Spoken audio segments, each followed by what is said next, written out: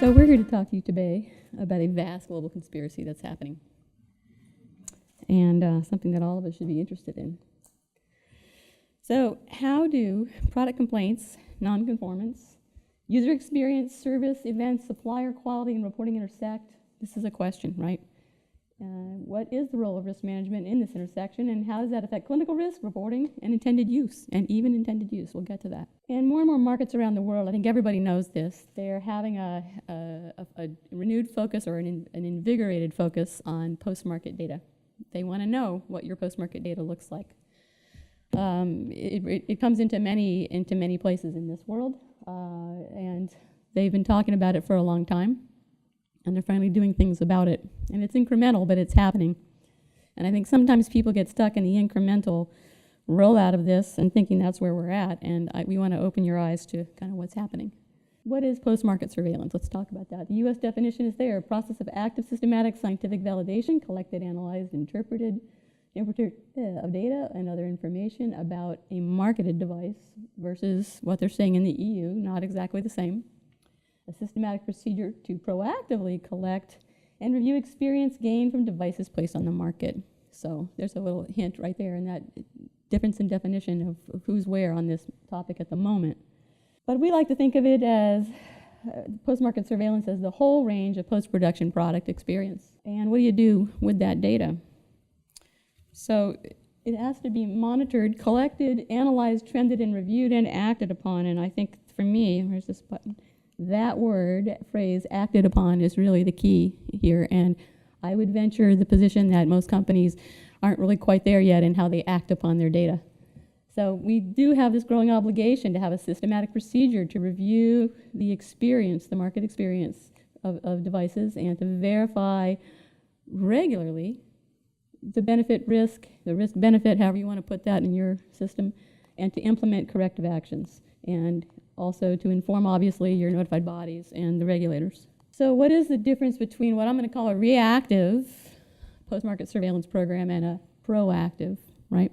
So remember the definition, the US versus the European, and currently maybe the Europeans are a little more ahead of us on that one. So think of what's event-driven. You have things happen. You analyze the risks that happen during events, and you report adverse events or not. And then you take a little further look at them and some trending, and you see, oh gosh, do we have to have a recall? And that's kind of where a lot of companies stop. Versus review-driven, which says you have a plan, which is really kind of a method and a procedure that you're going to develop for evaluating all your product experience information and bringing that back into the product development lifecycle. So this ties back to the topic of risk assessment. And this is really not limited to product anymore, right? We have 1345/2016, which says, guess what? It's about your whole QMS. So for my money, that's pretty much everything regulatory and quality now has to be risk-based.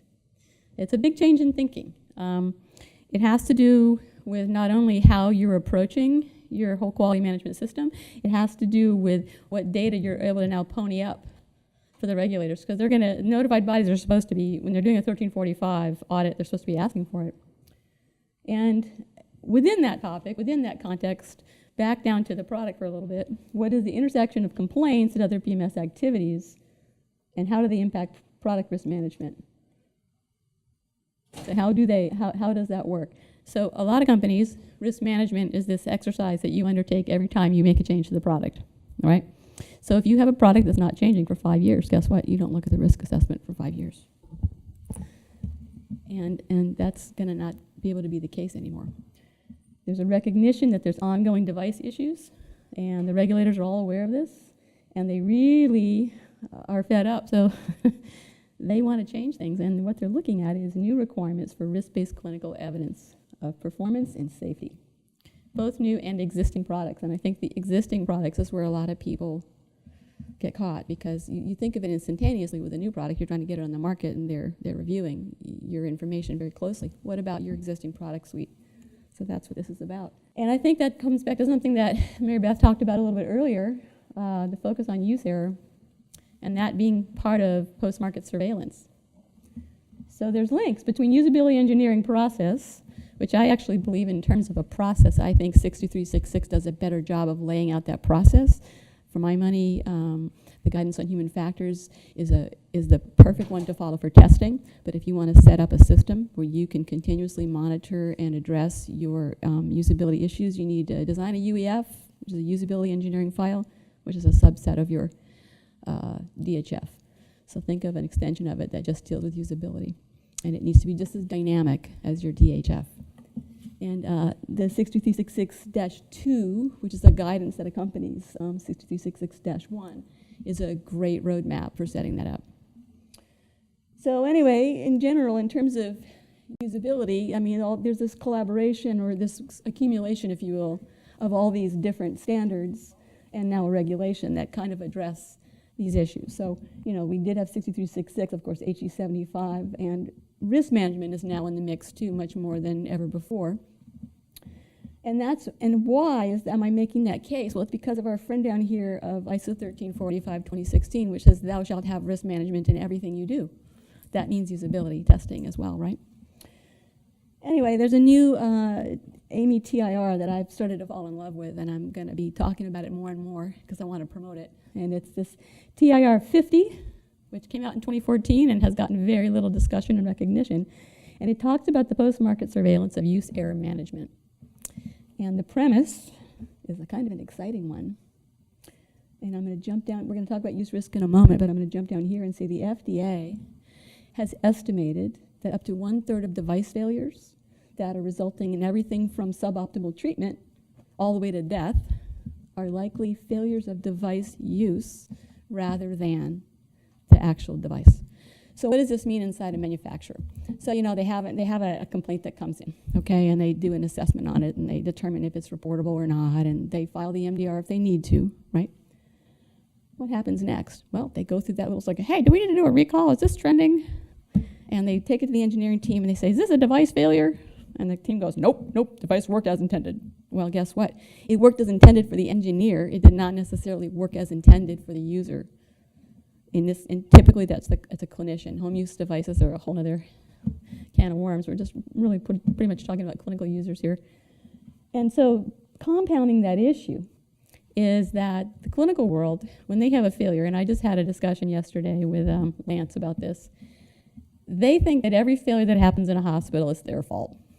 It's a very rare case when something has to dramatically break in front of them or shut down or smoke before they think that it's the fault of the manufacturer. So how do you get them to change their opinion on that, and how do you get them to start reporting more? Because another statistic that I've seen is it is maximum of 20% of actual incidents that occur that are related to medical devices are actually reported. Think about that, 20%. If we could get even doubling of that, what would that look like in everybody's complaint roster and then the MDR reporting? So that's just something to really think about. So back to use risk. What is use risk? So it's the act or omission of an act that has a different result to that intended by the manufacturer, and here's the best part of the phrase, or expected by the operator of the medical device. And so I think that phrase is something that a lot of people are struggling with taking in and understanding what that really means. And you can also think of use risk as use-related hazards or the risk of use error, right? So one way to start looking at this, which if you were in our 3-hour yesterday, you got to hear me talk about this for a while, but if you didn't, I'm sorry, you'll have to look at the slides. Euphemias, that's the new thing. A use phemia, a usability phemia, right? How are you doing that, incorporating that into your risk management?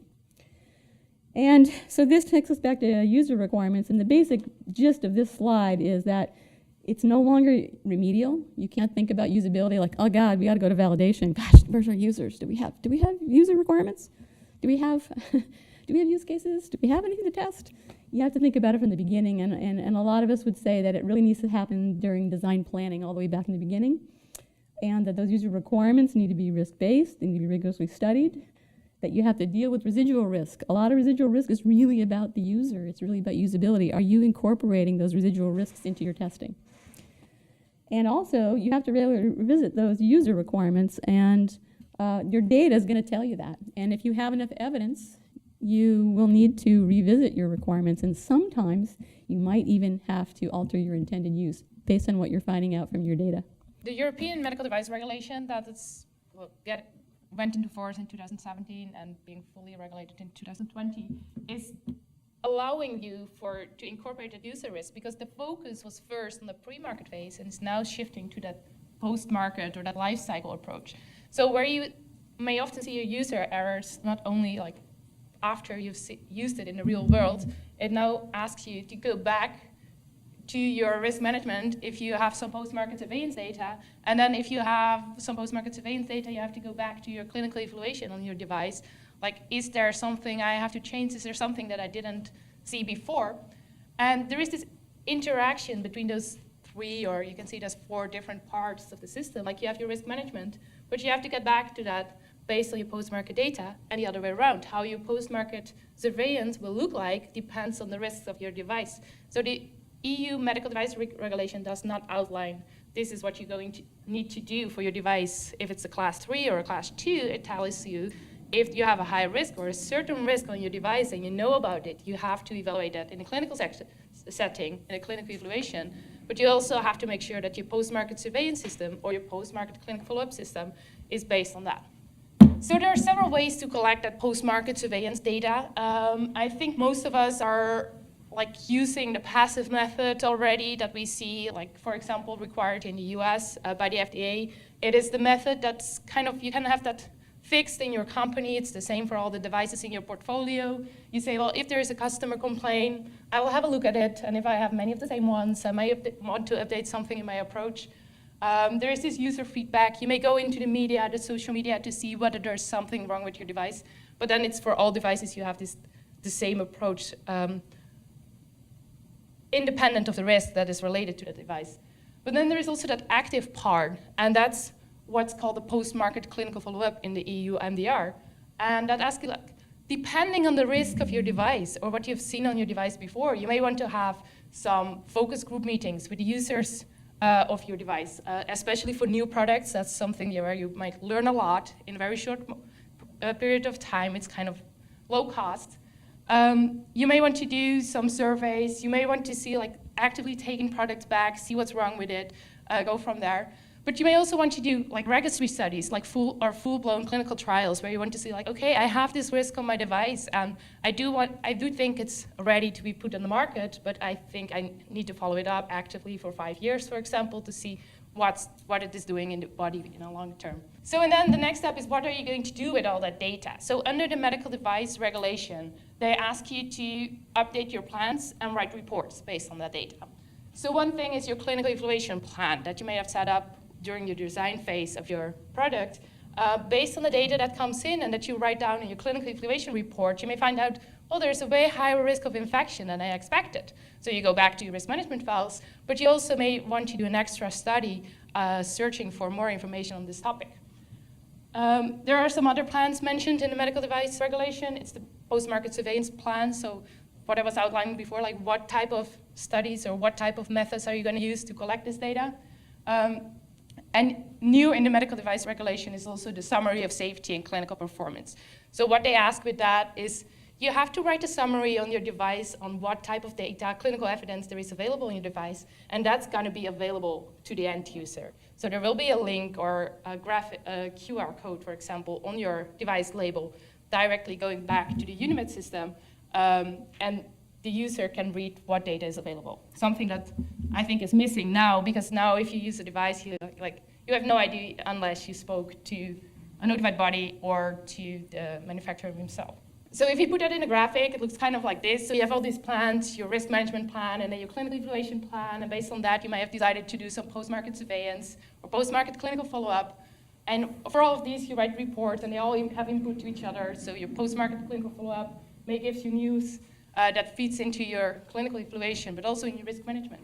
But important to realize is that as soon as there is an emergency, you may want to feed directly back to your risk management plan, and you may have to change every approach that you were planning to do on your device. If you're moving back, then how does that compare to, for example, the US?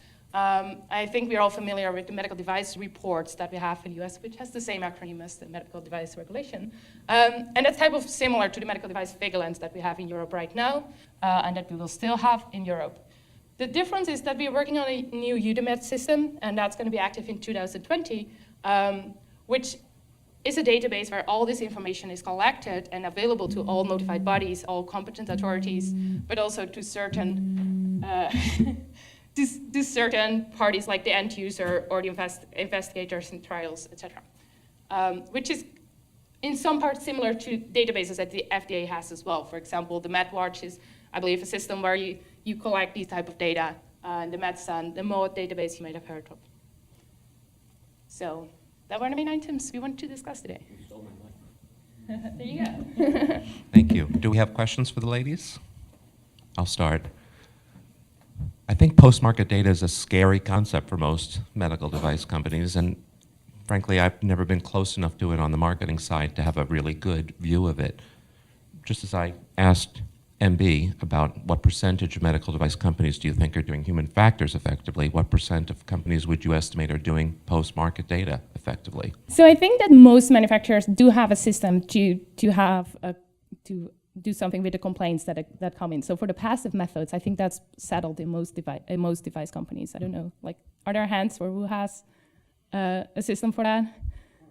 Yeah, so perfect. But then the active part, that's something that might not always be asked for here in the US, and then in Europe it's fairly new as well. So that's where the real struggle is for many manufacturers at this moment. Like, we have to write this post-market clinical follow-up plan. I have no idea what it is, but my notified body is not accepting my technical file without this plan.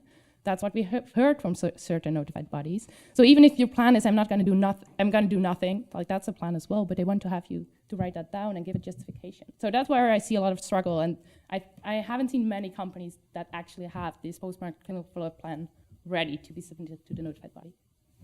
So before we take a question, I want to give a second part to that answer. And I think in terms of passive monitoring, I think for what's required for reporting, most companies do a pretty good job. In terms of really looking at what their post-market data is telling them, most companies are not there yet. And I think one of the reasons is the tools that they've been using. So most companies have a tool. It's for collecting customer service information. They have people who are paid not a whole lot more than minimum wage sitting and answering the phones and putting the most important information that they're getting into a free text field. So guess what happens? That gets dumped into a big file, and it gets sent over to a complaints department, and they get to sort through, and they have to read through every single file. And they don't have good buckets to put things into. So what they're pulling out is MDRs. What they're pulling out is obvious device failures. Beyond that, I think most companies are not doing a very good job getting their arms around this data. And it's about the tools. It may be about intent as well, and not having the intent yet to be active, but it's about the tools. To me, this sounds like the other side of what we heard from Sarah. Yes. I mean, is that effectively what they're doing? They're taking this data and they're reincorporating it and getting engineers and the like involved in the product improvement? Absolutely. And when I was listening to her presentation, at first I thought, oh yeah, this doesn't have a lot to do with what I do. And then I thought, wait a second, it really does. So Mara Nelson, and I have a consulting company up in Seattle. The active part of gathering this data seems like it could potentially have a very, very broad scope. Do you have any guidance or any thoughts about what is enough of the active post-market data? So that's something that the notified bodies don't know yet themselves. So it's outlined in the medical device regulation. You need to have sufficient clinical evidence on your device in relation to the risks related to your device. So if you ask a notified body now, they're like, I have no idea, I don't know what that's going to mean.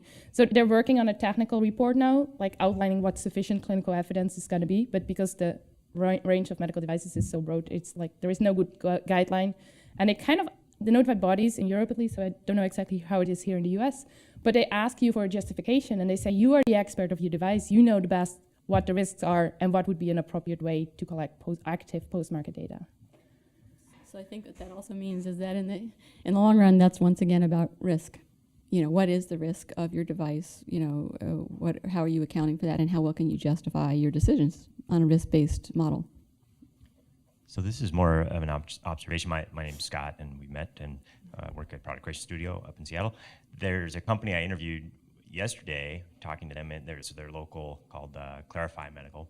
They do a dermatology device, and so I'm just kind of putting these pieces together. I was really surprised when their principal was telling me that they have, because part of their solution is the digital health part, and the mobile phone that monitors how the patient's doing, sets up the parameters, and that's kind of their hook, because it makes it this treatment, this UV treatment, a lot easier and more reliable. And what really surprised me is they had a whole department called customer support and customer care plan. And he said, in fact, we had it spread out over the country, brought it all back here, because I want it right next door to me. I want to be able to get pulled in there and hear about actual customer. And some of that's images, some of that's, I was just like, wow, that's really unusual. And now I'm wondering, now I wish I could get him in the room with you guys, or ask like, was it part of a plan to meet some of the emerging requirements, or was it just good business practice where they're leveraging that as better, they know their customer now better than anybody else, and so even though it's a cost layered on top, they're seeing real value in crafting their product features and functions. So I was just connecting the dots. I was surprised to hear this. It has always been the intention also of the Medical Device Directive, as we had already for a couple of years, to actively follow up on your data. Like, don't let it on the market and see what's going to happen. But because medical device companies, if it's not in a law, we won't do it.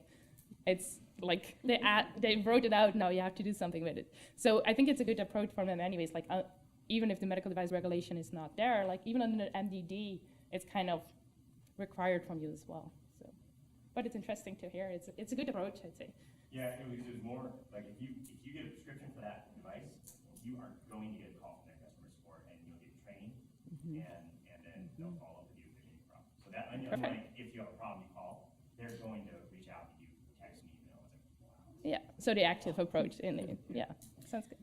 So just in terms of closing the loop between sort of what's happening in Europe versus the U.S. right now, I don't know if anybody's in the room has not seen this, but FDA made a statement a couple of months ago that they're intending to begin to adopt and follow 1345/2016 to supersede the A20 regulations. So that's coming. They didn't give any kind of a timeline. They didn't put any teeth in that so far, but that's a statement I've read from several news sources, and I think we should all just take that to heart and say, yep, it might be the Titanic, but the Titanic is moving along the sea. Stellar job, ladies. Let's hear it for Christine and Anna.